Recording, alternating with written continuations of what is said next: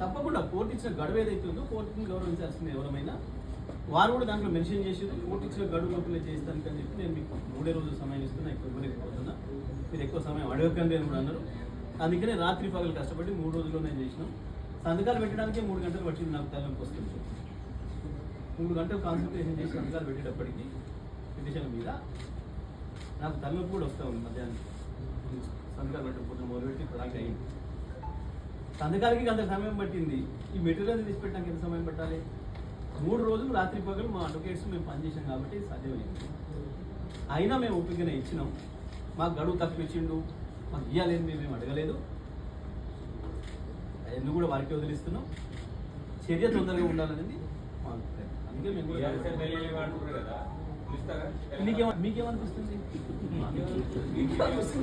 Telangana పౌరుడివి, BRS ఎమ్మెల్యేని అంటున్నాడు. మేము బీఆర్ఎస్ ఎమ్మెల్యే కాదు, వెళ్ళిపోయాడు, ద్రోహం చేసింది స్పష్టంగా చెప్పి పిటిషనే ఇస్తుంది. పిటిషన్ మీదనే కోర్టుకు పోతుంది. వాళ్ళు ఇచ్చిన సమాధానానికి ఆన్సర్ కూడా అదే చేస్తుంది. ఇప్పుడు నేను చెప్పింది కూడా అదే. ఇంకా చాలా అమాయకంగా మాకేం తెలియదు, మేము పొరపాట్ల ముఖ్యమంత్రి గారికి పోగానే మాకు కండువ కప్పిండు, మర్యాదపూర్వకంగా కప్పిండు అని మేము అనుకున్నాం. అది కాంగ్రెస్ కండువ అనుకోలేదు అని చెప్పి ఇంత అమాయకంగా మాట్లాడుతున్నారు వాళ్ళు. వీళ్ళు అమాయకులు గారు, స్పష్టమైన నేరం చేసిన వాళ్ళు అని నేరాలను నిరూపిస్తూ మళ్ళీ ఇంకా అదనపు సాక్ష్యాలు కూడా పెట్టొచ్చినాం. ఈ ఏడాది కాలంగా వారి ప్రవర్తన కాంగ్రెస్ పార్టీ మీటింగ్లో పాల్గొన్న సమావేశాలకు సంబంధించిన అన్ని వీడియో క్లిప్పింగ్స్ కావచ్చు, మీరు ప్రదర్శించిన మీరు ఇచ్చినవే, మీ మీడియా మిత్రులు ఇచ్చిన పేపర్ క్లిప్పింగ్స్ కావచ్చు, వాటన్నిటిని కూడా ఆధారంగా సమర్పించేసి వచ్చినాము.